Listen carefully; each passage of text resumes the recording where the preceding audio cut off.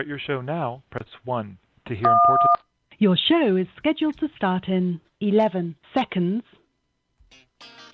Your show will go live in 5 seconds. 4, 3, 2, 1.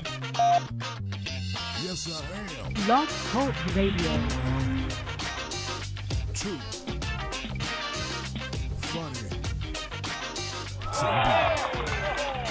I am TimBlack.com. Tim Black.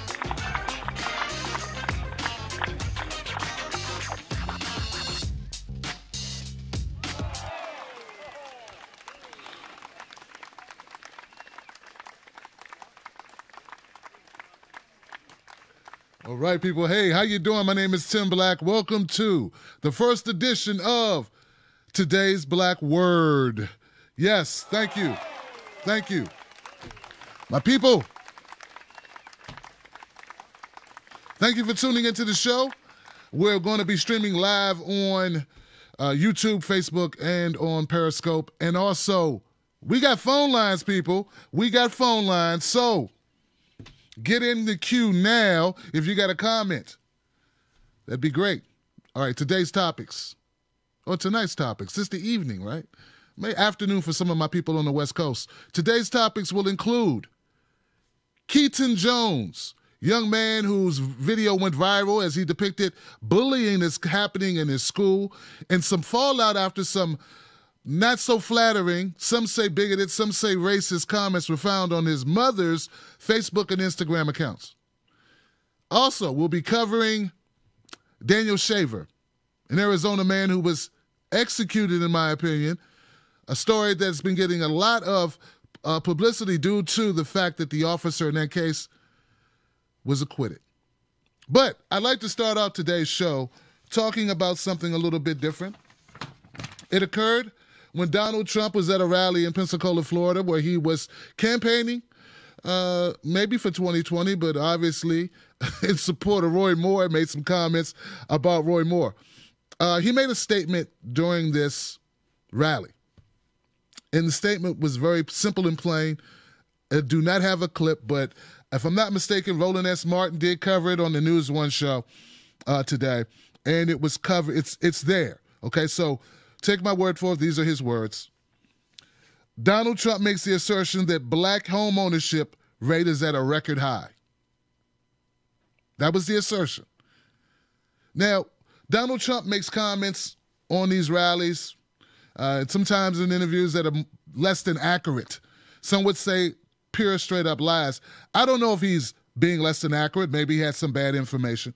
But I think it's very important to clarify when someone makes a statement like this, because the damage that it does is catastrophic.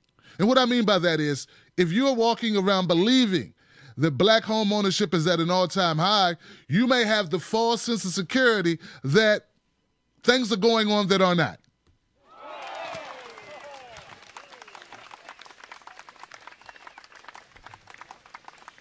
That's right. You know, if you believe that black home ownership is at an all-time high, I don't know, maybe you would give credit to various sources. Maybe you'd credit Donald Trump, and that would be inaccurate. Maybe you'd credit Obama because you say, well, Obama just left office. Maybe we should give him the credit. Well, the fact is this. According to PolitiFact, this is far from accurate. In fact, black home ownership took such a horrific hit during the recession of 07 and 08 that it is at the lowest level since the 1970s. So it's the opposite. Black home ownership is in the toilet, folks.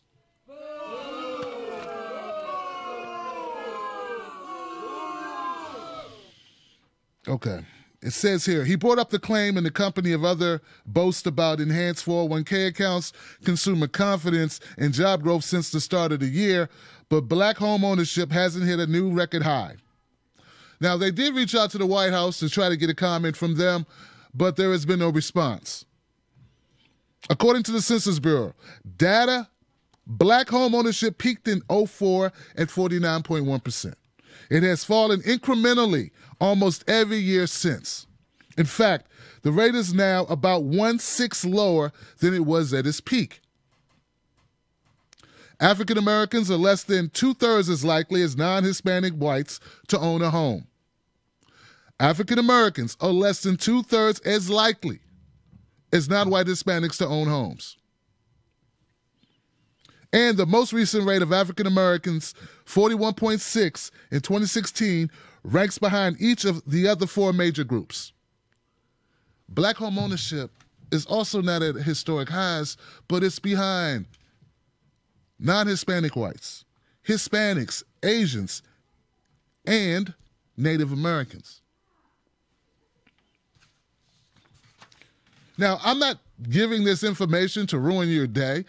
I'm not giving you this information to demotivate you. What I'm giving you this information for is because a lot of my liberal friends, a lot of them, they operate with bad information. A lot of my conservative friends, they operate with bad information, and we start forming judgments. Also, one of my main goals has always been, since the inception of me joining the political conversation, was to make sure that black people get something for their vote. There must be an end game to voting. Same holds true for all of us, but this must be considered. Donald Trump, if he wants to take bows for black home ownership being up, won't he provide programs or something that would actually make that statement a reality? That's all I'm saying. If you want to take bows for it, make it real. Is that too much to ask? He thought it was important enough to mention. Well, since it's inaccurate, let's make it accurate. That's all I'm saying.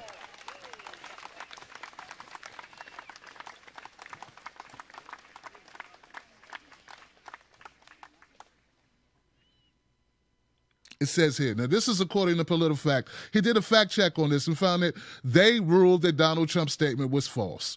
Okay, but blacks were hit disproportionately, as I stated before, by the foreclosure crisis, in part because they were heavily targeted for subprime and other risky mortgages.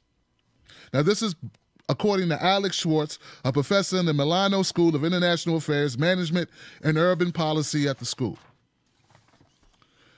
Those types of mortgages were at the center of the housing crisis that helped cause the recession. All right, so that's the reality. Trump is inaccurate in this statement, and we all need to recognize what reality is. That's the only way that we can combat it. That's the only way that we can actually improve the quality of our lives, the quality of our neighborhoods, the quality of our personal financial situation, and our community financial situations. For more topics or more conversation on this, I highly recommend you tuning into Yvette Carnell, Antonio of Tone Talks. They do deep dives into finances, as well as Boyce Watkins. Dr. Boyce Watkins talks a lot about finances. All right. Thank you so much. Let's move on to the next topic.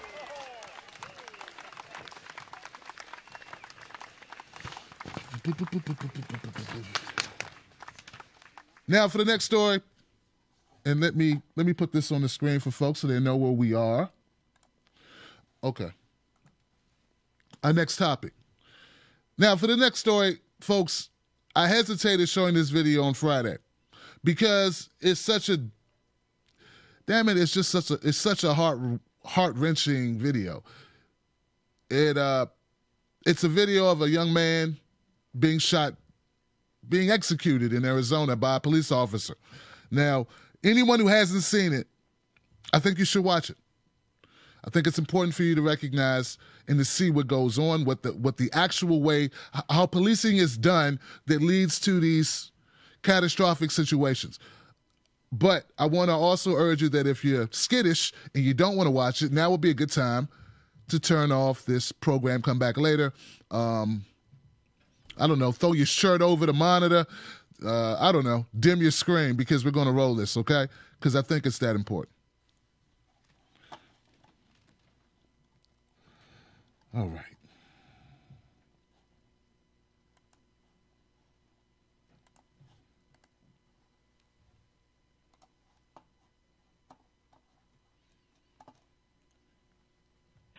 Stop right there!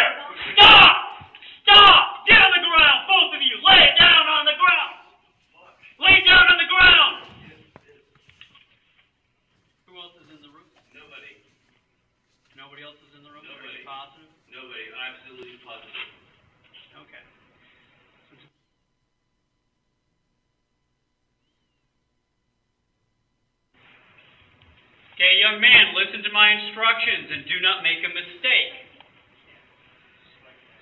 You are to keep your legs crossed. Do you understand me? Yes, sir. You are to put both of your hands palm down, straight out in front of you.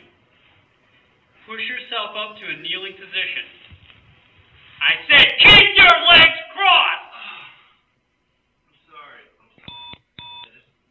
I didn't say this in conversation. Put your hair! Hands up in the air! You do that again, we're shooting you. Do you understand? Please do not shoot me. Then listen to my instructions. I'm trying to do what you Don't talk! Listen! Hands straight up in the air. Do not put your hands down for any reason. You think you're going to fall, you better fall on your face. Your hands go back in the small of your back or down. We are going to shoot you. Do you understand me? Yes, sir. Crawl towards me. Crawl towards me! Yes, sir. Don't talk!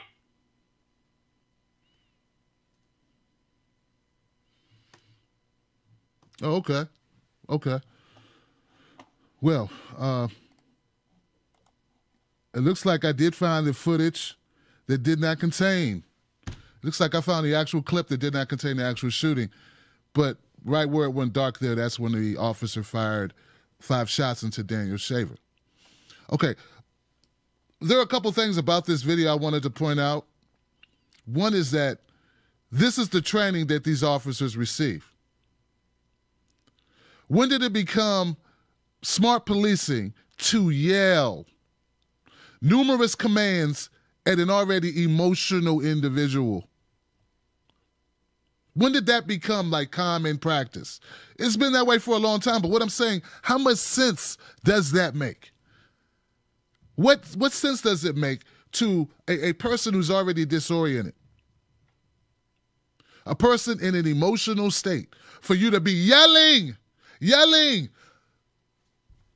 numerous commands. I don't think it makes any sense. Okay, so let's talk a little bit about what transpired. New body camera footage captures the tense moments before an Arizona police officer shot an unarmed man dead last year as the man begged officers not to fire. Police in Mesa, Arizona released the footage last week after a jury acquitted former Mesa officer Philip Mitch Brailsford of second-degree murder. Also reckless manslaughter charges related to the January 2016 murder. Brailsford shot Shaver after police responded to a call saying a man was pointing a rifle out of a window of a La Quinta Inn. The former officer testified he believed Shaver was reaching for a gun in his waistband as he moved toward officers. An attorney for Shaver's widow said the footage shows the shooting was unjustified, while Brailsford's lawyer said his client's actions were consistent with his police training. That's an execution, pure and simple. The justice system miserably failed Daniel and his family. Okay. In an interview last week, CNN Brailsford's attorney, Mike Picarita, said jurors heard 6 weeks of testimony and watched the body camera footage several times before acquitting the former officer. While it's a complete tragedy, he's comforted by the fact that his response was in view with the way he was trained.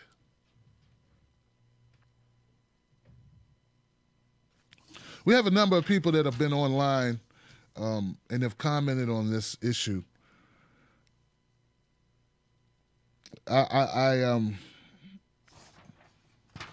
One of the reasons why I want to focus on this is because it is my hope that more people will recognize what is going on with our police state in this country. And unless we can get more voices, more people from all across the spectrum to recognize what happens not only in black communities but also in white communities, I don't know if we can ever get any change. I've seen a lot of people upset. Don't get me wrong. I'm all over social media. I'm on Facebook. I'm on Twitter. But I got to ask you folks, can this be a catalyst? Can it be a catalyst to force officers to treat human beings as human beings? That's my question. Or will this just go away? I remember the story. Maybe some of you remember there was a white woman who was shot in front of her home, like a yoga teacher. a self-help guru type person who very spiritual lady, was shot coming downstairs to talk to police officers about a voice she heard in the alley. They shot her in a robe outside her home. I'm not saying I'm confident that we'll get change, but what I'm saying is we got to try. So let me put the phone number up here. I'm sorry, guys. I didn't know if some of you know the phone number. That's the phone number. The phone number is 319-527-6212. The question is simply this.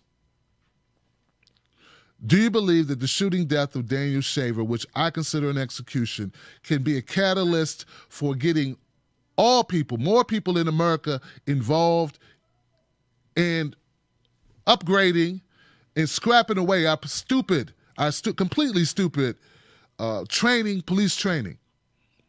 This is not just about Brailsford. Brailsford is obviously I think now this is just my speculation, right? I think he's hocked up on something. This police officer, I feel like maybe he's on some type of steroid or something. His amplification, his excitability, the way he's yelling at this young man as if his life is on a thin line at this moment. I think that itself, he should have been convicted. But what I'm talking about is the larger context of, man, what is it going to take? That's all. What's it going to take for white folks to also come out about these issues when it concerns their own community? This young man was a father. He had a gun in the hotel room. It was a small pellet rifle that he used in his pest control job. Someone probably saw it. He did not deserve to die that day. That's my question. What are your responses? Okay. And now I'd like to move on to the other story. So we'll take phone calls, and it can be about any of the topics that we've discussed. The next topic is about Keaton Jones. Now, if you haven't heard the Keaton Jones story, you haven't been on Twitter or Facebook because it's been going viral. It's of a young man who's being teased, a child being teased at school, and he makes a very emotional video. And I want to share that video with you.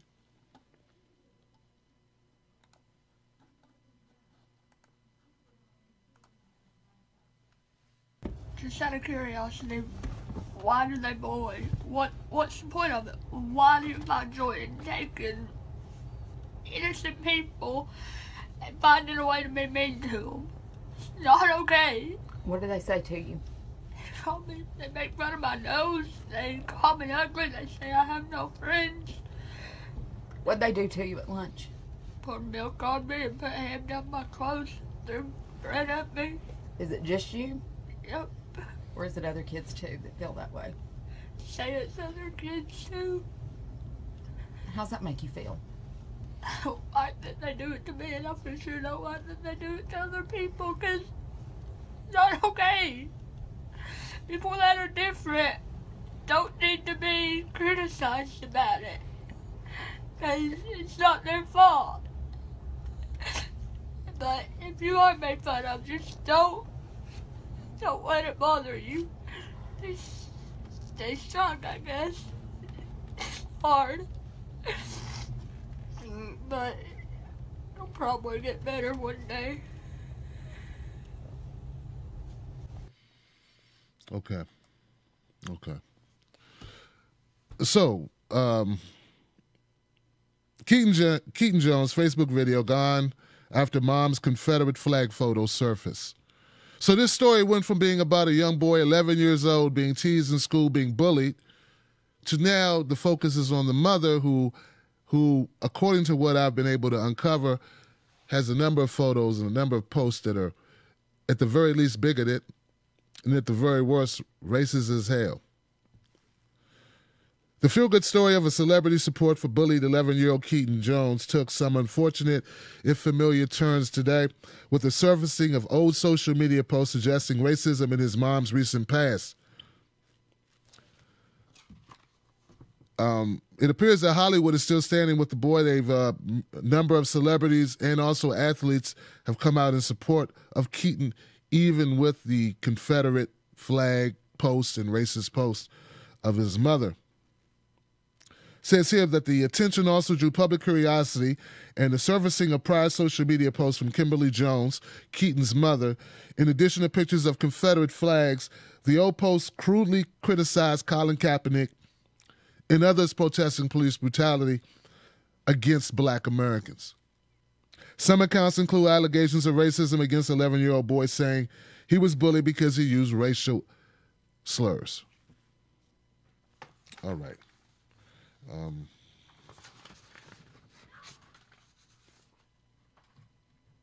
Kimberly Jones' Facebook page, which had posted the bullying video, has been either taken down or closed to views. More than 20 million people over the weekend viewed that viral video, and the attention drew financial support. A GoFundMe page for the boy surpassed $58,000 in donations. Okay, so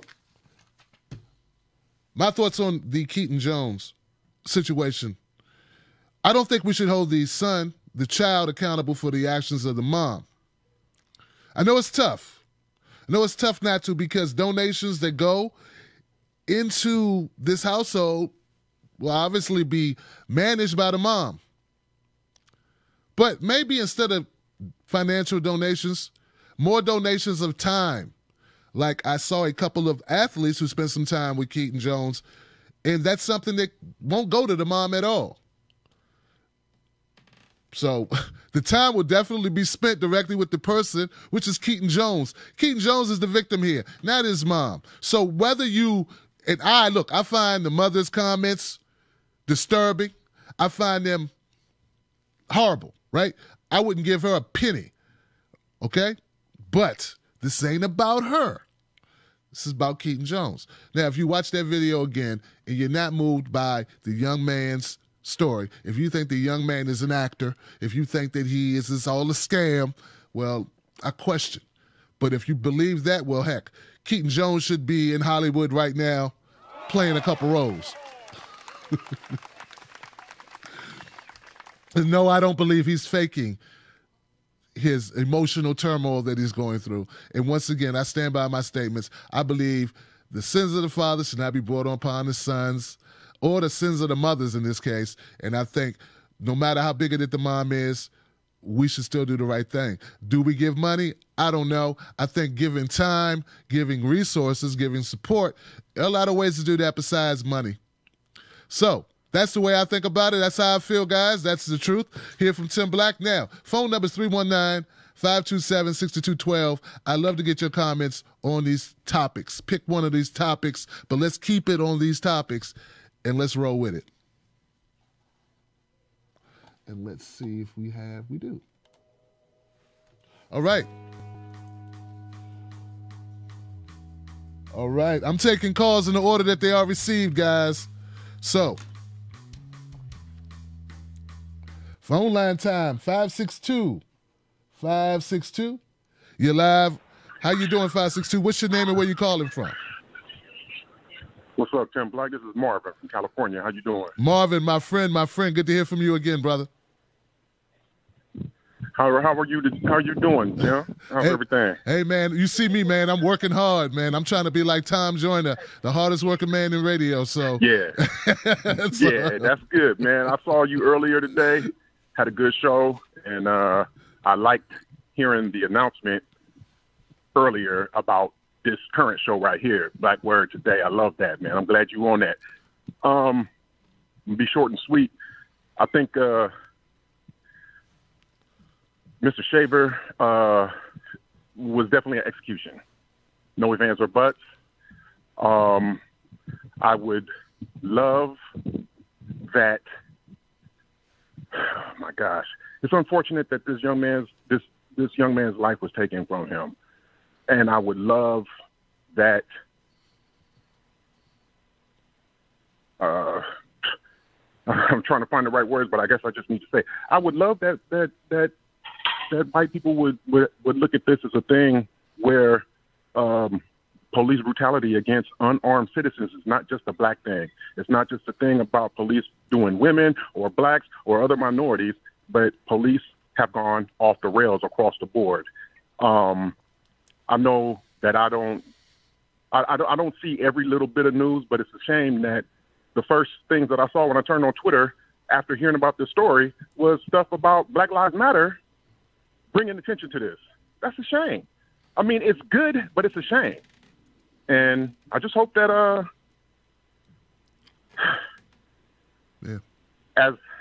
just hope that people can find it somehow, somewhere to get up, do something, say something about this. What's it going to take?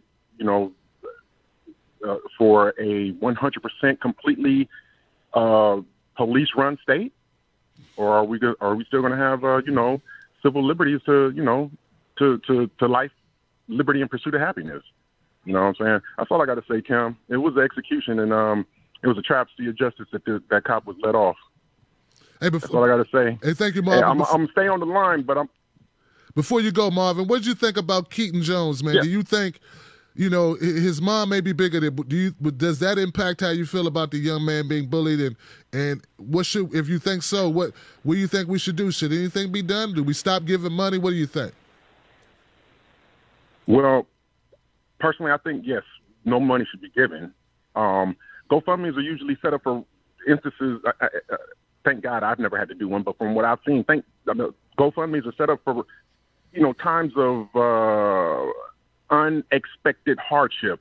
Hospital stay, brings up a $1 million hospital bill. A fire, like what we're experiencing in Southern California. You lose your house. You lose everything. A GoFundMe is set up for that, not necessarily for bullying. Nothing was lost by the family, so I don't think that nobody should be given to. In the event, in the light that the mother's comments and stuff, I don't think that it should be taken. We should necessarily hold the child responsible. I got 2 school-aged kids, and my youngest one, both girls too.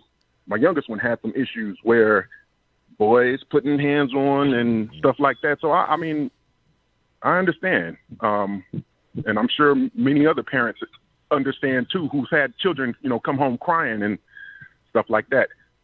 Hold on, wait. I'm sorry, Tim. I'm on my second job being a crosswalk guard at my child's school. It's all good, man. A kid tried to cross the street when a car was coming. Lord, hey, but so because of that, I gotta go so I can handle my job. But I'll be seeing you tonight on Tim Black TV at night. Thank you, brother. I appreciate it, man. People pack. Thank you, Marvin. I appreciate it, man. Marvin is he's a regular man. It's good to hear from him again. Very good point. Very good point. Even a point. I missed that point. I'm not gonna say I always get it right, though. We end up on the same side on that particular opinion. I had not considered that typically GoFundMes are for people to recover losses. They're for people who, sadly, horrifically in this country, there are people who have to open up GoFundMes to get operations. Because for some reason, we live in the richest country in the history of countries, but we still have people who can't pay their doctor bills. That's crazy. But I agree. And thank you so much for your input, Marvin. Let me go to the next call. 201, you're live on Today, Black Word. Hi. Hey. Hi there. My name is Lisa, and I'm calling from New Jersey. I just wanted to respond to your question about whether the officer involved shooting in Arizona will be a catalyst for change. And I'm fairly certain, matter of fact, I'm 100% certain that it will not be a catalyst for change. This officer was acquitted, for starters, and time after time we see that body cam video doesn't change outcomes for victims. Now, I'm a nurse. We deal with belligerent, intoxicated, angry patients and hospital visitors all the time. We go to work unarmed. Most of us are women. We don't have training in hand-to-hand combat, but we are trained in de-escalation.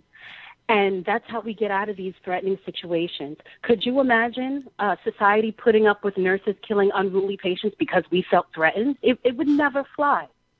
But there's just a special reverence, a double standard even, for police officers. But nobody would countenance other professionals killing people at work that give them a hard time. It just wouldn't happen. So, no, this is not going to be a catalyst for change, not at all. Wow, Lisa, what a way to hit it out the park, man. I want to thank you, Lisa, for that phone call. Do you have an opinion at all, Lisa, regarding Keaton Jones and the bigoted mom and people giving money to the GoFundMe? I'll quote Malcolm X and say it's chickens coming home to roost. Wow. Now, I'm not for a child being bullied or picked on, but what I will say is, when you have an environment that is abusive to people with relatively less power or less status or, something like that within the society, and when you participate in it, when it comes back upon you and you don't like it, maybe you need to reflect. I don't want that child to get hurt emotionally or otherwise, but maybe this will cause a mom to think about what she puts out there on the internet. Wow. Wow, what a comment. Thank you, Lisa. I appreciate you. And hey guys, Lisa's saying, hey, if you put out funk, you put out hatred, well, it may return to your house. But she also says that she does not wish any ill will to the young man. Wow, yeah. All important comments, man. There's no right or wrong comment unless it's about hate. I mean, there's no right or wrong. It's just your opinion. I appreciate you sharing your thoughts, Lisa. Let me go to the next call. 808. 808, you're live on today's Black Word. What's your name? Where you calling from? What up, Tim Black? It's Mike. I'm calling from Oklahoma City. It's first-time caller, long-time listener. It's great to be on. How are you, man? You good? I'm good, man. I'm fantastic, Mike, man. Thank you for calling. What's on your mind? Man, thank you. Man, thank you for everything. Before I know a lot of people want to talk. I just want to say thank you for everything. Thank you for all the free content you put out and what you do, and dropping the truth bombs and being who you are and dealing with what you deal with. Man, you're a regular guy. When I tell my friends about you, and by the way, if you're listening, it's very important. Tell your friends about Tim Black, because we got to build the revolution, right? And so anyway, but to see you're the regular guy. You talk to us. You're the voice of the people, man. And I know you deal with a lot of hate and stuff like that. And to be positive and to just do more, we appreciate it, man. And congratulations on your comedy too, man. So anyway, I'm real excited to be talking to you. Anyway, so the first thing about that kid, yeah, man, here's the thing about it. I wouldn't necessarily give him money either, but, in my experience, I've never met a well-traveled, well-educated bigot or racist. So what this kid needs, I think, is education, because you see how his mom is, and usually, no kids are born racist. Racism is usually something that's taught to you by your family. And, what he needs is education and people to let this young guy know, hey, look, your mom is this way, but you don't have to be. And so, I support all good things going to him. And, I think we need to try to educate people more and talk to them and communicate like what you do every day, because that's the way that people see what's really going on. And, there's important stuff that we need to come together on. And then as far as the police thing and a catalyst, man, I guess what I have to do is just hope that everything like this raises awareness in our consciousness. And because there's people like you out there, giving airtime and, and creating content and speaking to these issues, I think is something that I hope helps. And I think one point you made that's very valid is this is their training. I'm in Oklahoma City, and, just an hour north of me is Tulsa. And, a man was shot with his hands up last year. And, that officer, she was acquitted.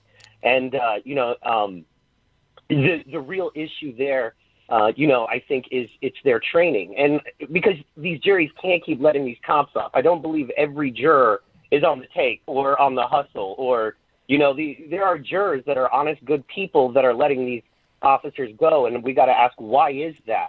What is the mindset? If you sat on a jury and you watch that video, what possibly could be something else, that would cause you to let that officer, be acquitted. And so I think that there's a systemic problem we need to look deeper into, that's not as, as big as the videos and the stuff like that. But why do they keep getting off? And what is going on with these juries? And is it their training? And if you can prove that they're justified via that training, that they're, murdering innocent people like that, then yeah, we've got a real deep problem with the training. And we got to fix that. That's all, man. I'll let you go. Thank you, man. Thank you, Tim Black. Thank you so much, man. We'll pack forever, man. Yes. My brother. Give it up for Mike, man. Thank you, my friend. I appreciate it. Mike makes an excellent point. Here. it's well, first of all, he was referring to Terrence Crutcher, who was shot in Tulsa, Oklahoma, if I'm not mistaken, by Officer Shelby, and she was acquitted. And this happened last year, and it was a lot of outrage. The training that they're given, that's part and parcel of why they get off on these things, because when you look at the juror, when the defense presents the case or makes their case for why their client should be, acquitted, they say, well, look, this is how they were trained. And according to the training, if you move, they can use, lethal force. And I think that the jurors are then handcuffed, so to speak, into giving these horrible rulings. I don't agree with it, right? But it's the laws we have to change. That's why when I say, guys, we need to get involved politically, right? When I say that, that's what I mean. You can't change laws without politics. So, though I don't love politics, man, politics is grimy, it's dirty, it's underhanded, it's a lot of trickery in it. It's not like, hey, I'd rather talk about pop culture. But I realized a couple years ago that in order for change to happen, if I just want to sit around and report on issues like Terrence Crutcher, Daniel Shaver, Tamir Rice, that'd be one thing. But if I don't get involved politically, it's sort of like exploitation. Because if you don't get involved politically, when you comment on these things, when you report on it, you're just feeding the information. You're not doing anything to help change the situation, because I believe, once again, guys, that if we don't change the politics, if we don't change the rules, the laws, the legislation, we will never be able to change the outcomes. And that's just how I feel about that. Now, I'm very proud to be blocked by a number of neoliberals who are against that, right? I'm proudly blocked by the Neritandans on Twitter. I'm proudly shamed by these people who want to maintain status quo. I want things to change. So that's why I'm involved politically. Thank you for being here. Let me go to the next call. 631. 631, you're live on today's Black Word. What's your name? Where you calling from? How you doing, Tim? This is Dave from Long Island. It's Independent Outsider. How's it going? Dave, my brother. How you doing, my friend? Man, this is judgment run amok. First off, for me to 100% comment on the shooting, I can't do that until I see the whole tape. However, and I understand that there are split-second judgments that you have to make, but leading up to that whole thing, it's just it really truly saddens me. And we have to judge each individual case on its own merit or lack of merit. And this isn't about race. This isn't about any of that. You also have to realize, yes, being a police officer is a tough job. I get that, and I have family members who are in that.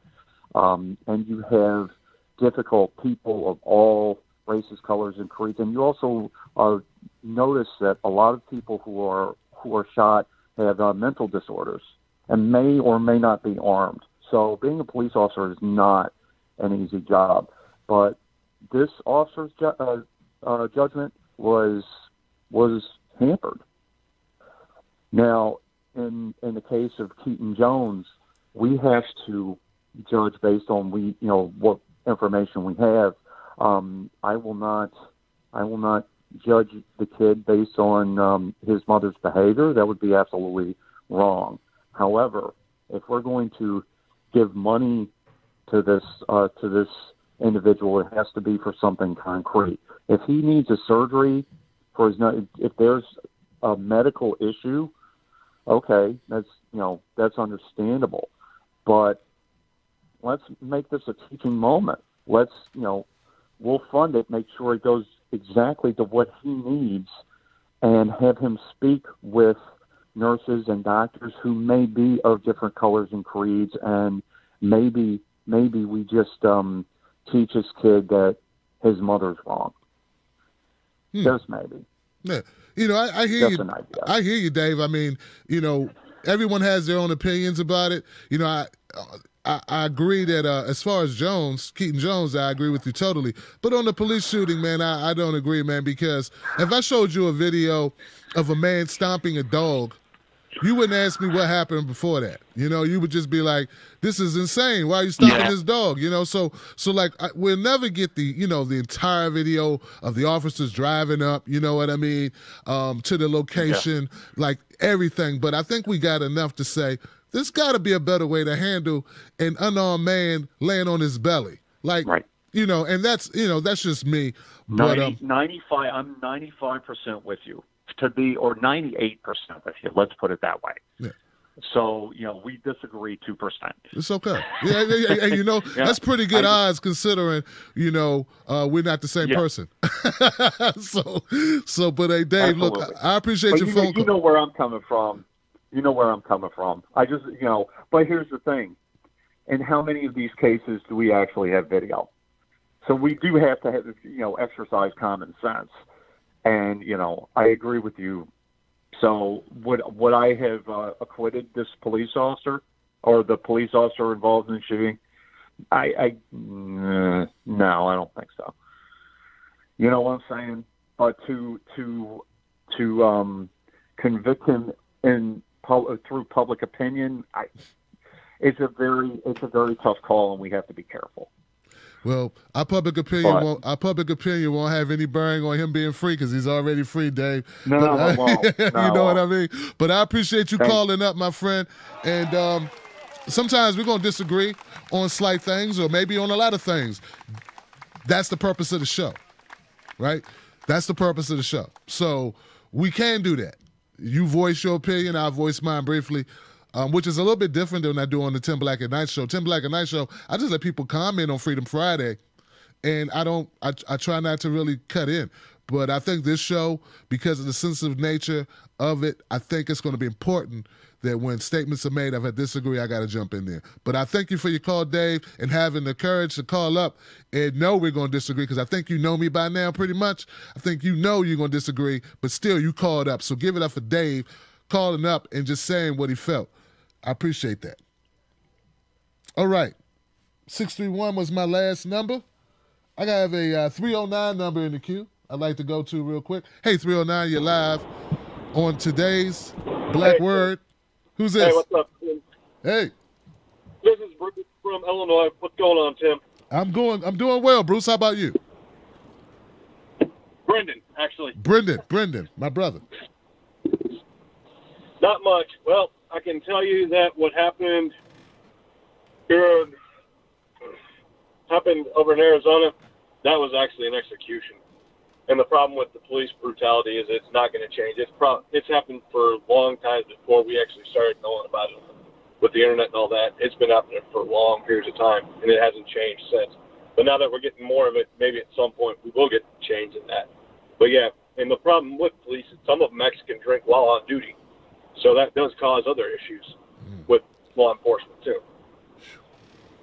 Wow, brother. Well, you said some officers drink while on duty. Can drink while on duty. Yes, they can. Wow. Yeah. It's actually not illegal for a police officer to actually have alcohol in their system. I didn't know that. Someone operating a gun. Yeah, that's crazy. Yeah. I never heard that before. Yep, that's actually, I know that from being in my state. I've actually learned that little interesting fact, which is pretty crazy. But, holy shit. Well. Shit. Yeah. And I'm just, also that issue, he's born and the family was teaching him the wrong thing, but he got bullied for what he did to kids that were black. He decided to say the N-word to a black kid, and that got him bullied. And from me being in a situation where I've been bullied for a long period of time when I was a kid, I know what bullying really is, and it's a whole ball game, which we need to change a lot about the way we treat people, because it has a lot of effect on people, and it makes a lot of hurt and pain for others. Hey, brother. Look, Brendan, man, I appreciate you calling up. Did we talk on Twitter? Have we talked on Twitter before, Brendan? Actually, me and you talk on Facebook a lot. On Facebook, okay.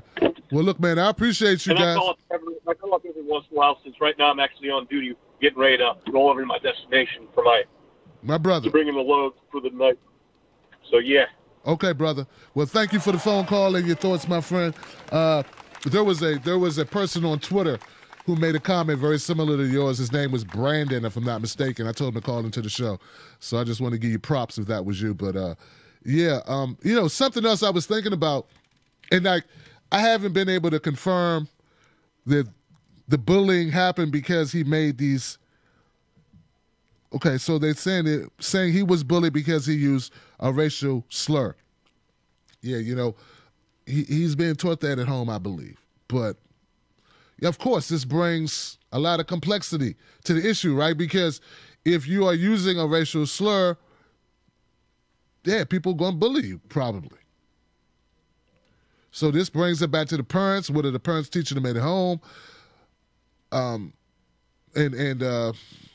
It takes on like we said. It's to me, it's like you don't need to give money for it necessarily, but I can see giving tutelage.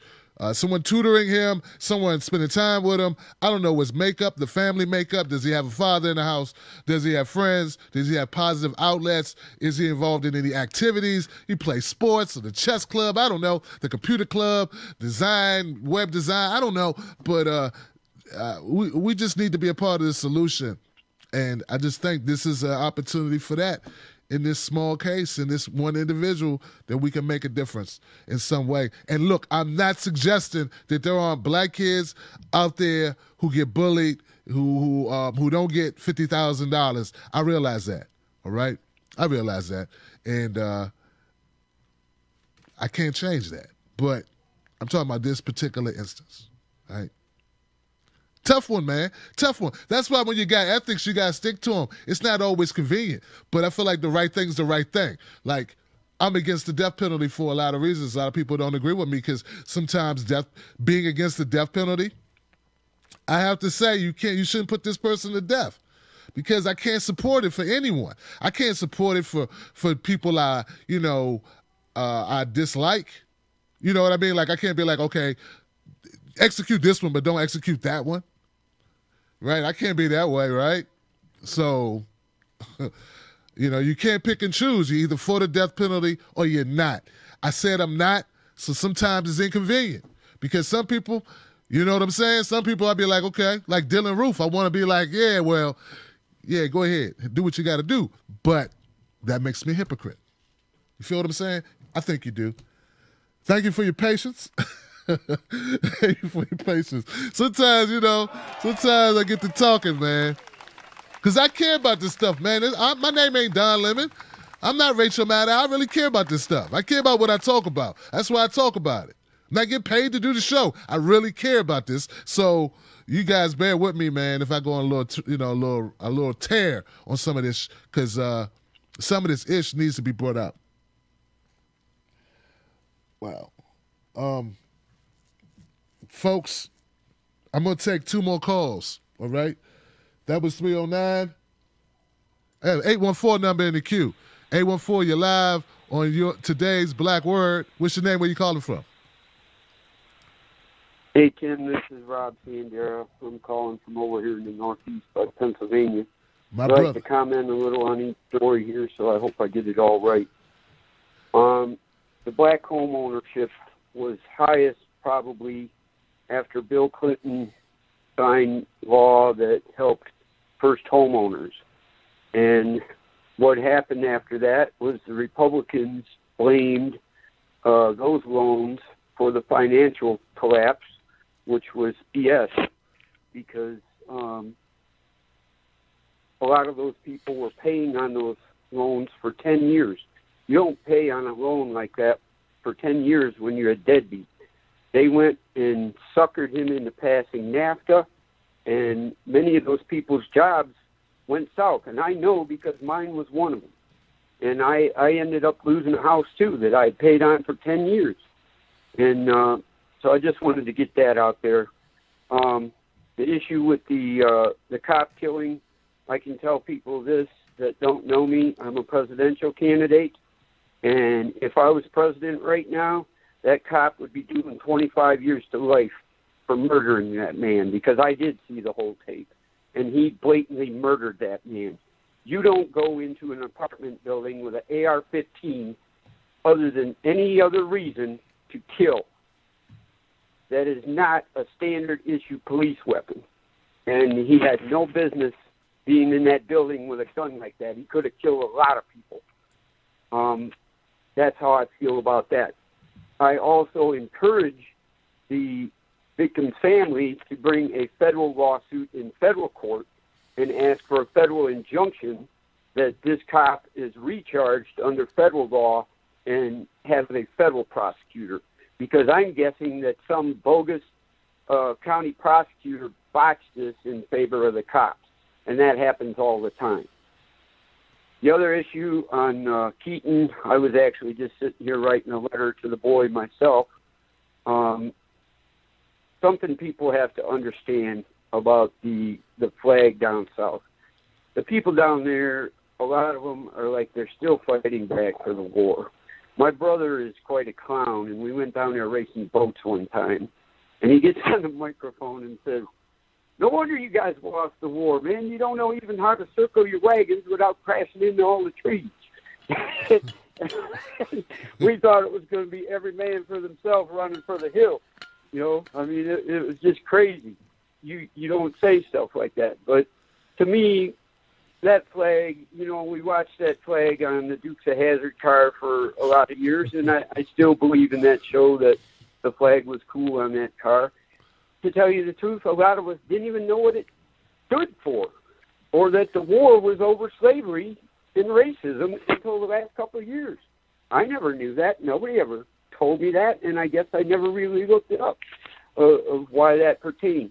But I don't think we should criticize the kid. I think we should, and the other thing is the donation page, I'm not sure that's legal, okay, because there was some claims that somebody had set up false GoFundMe sites. So if there was that much money donated, I would hope that GoFundMe legitimately checks that out. But I would encourage the kid, hey, we're all different. Every one of us on this planet has a special uniqueness about us that, you know, maybe only God knows. I hear you, brother. And, I got to leave it there. I got to go to the next call. But I thank you for your phone call, my friend. Okay, I appreciate you. I want to get everybody in. What I'm going to do is I'm not going to comment. I'm going to let you have your say, and we'll go to the next comment one after the other, okay? Let's call it rapid fire for the first show. We want to get everybody in who's in the queue, okay? All right. 617. You're live. What's your name and where you calling from? Oh, hey, Tim. Hey. Hi, Tim. Hey. It's me, Les Stein here. How are you? Hey, Les. Hi. So I just wanted to say something about the kid that was bullied. I think his mother should be charged with child abuse, and he should be taken out of her home. Oh, my goodness. You know, because, you know, it's like that's not a healthy environment for anybody, and she's an abuser.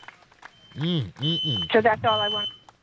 That's all I wanted to add to that one, because I was an abused child, and nobody took me out, but I lived through it, and it would have been nicer if I didn't have to, you know. Wow, Les, I appreciate you, Les. I got to go to the next call, but you know I love you, sister. 313. Wow, 313. You're live. What's your name and what's your comment? Oh, my bad. Here we go, 313. Try that again. Laura? There you go. You're live now. Oh, my name's Laura. Hi. Hi, Laura. I just wanted to make a comment about the police officer that the Daniel Shaver execution. I hear you mentioned him possibly being on steroids, and then another caller said cops sometimes are drunk. I was thinking, you know, they should pass some type of legislation that when a police officer shoots somebody, they should be immediately taken into custody and given a drug test and check to see if they're drunk and, you know, things like that. I think that was terrible. I saw that. I couldn't even stand to watch it. I thought he was just nuts, the cop, myself. That's what I thought of him. So, but if he was on drugs or he's taking steroids, he should have been tested immediately for that. That's my thoughts. Thank you for your thoughts, I know Laura. you're going quickly. Thank you for letting me speak. Sure, sister. I appreciate your comments. And last call of the night, 484. Thank you for your patience. What's your name and what's your comment? Hello, Tim. It's Jared from Downingtown, PA. Nice to talk with you. I know it's tight, but have you broken the story about Greg Pallas? This just broke today on the Tom Hartman program when Greg Pallas was on. A few minutes ago, John, not saying his last name, but he won a restraining order in order to keep the copies of all the electronic ballots in the Alabama Senate race. Brother. So there's not... Brother, we on this show, we're going to keep it to the issues or topics that we're discussing on this particular show. So email me, man. Email me or hit me up on Twitter or hit me up on Facebook. Real Tim Black. I'm there. You know how to reach me, right? And that's the best way to handle that. But I don't want this show to be an extension of the other shows, right? Get what I'm saying? So hit me up. I'm interested, but let's deal with that on its own time. All right, guys, I appreciate you tuning into this show. This is the first segment of this show, first iteration, I guess, and I'm excited about it. I'm very passionate about making sure that our vantage point, the black vantage point on these issues is expressed. And I'm also inspired by the amount of participation in the new show. I've slated this show for 1 hour. And I think I'm going to have to try to hold to that just because the number of shows I do a day. This will be my third show a day. But something to think about. Look, guys, always remember, you can email me at tim@timblacktv.com and tune in tonight at 9 p.m. Eastern Standard Time where my guest will be Elizabeth Voss from Disobedient Media. The topic today will be an article, a very well-researched article about human trafficking. It's an important issue. It's an issue that gets not nearly enough exposure. This is the real deal. So tune in tonight. We're going to be live streaming. Wherever you're watching this show tonight, right now, you'll be able to watch tonight's segment as well. I'll see you in a couple hours. Until then, I'm Tim Black, and thank you for tuning in to today's Black Word. Peace. Tim Black. Tim Black. Tim Black. Thank you for using Blog Talk Radio. Goodbye.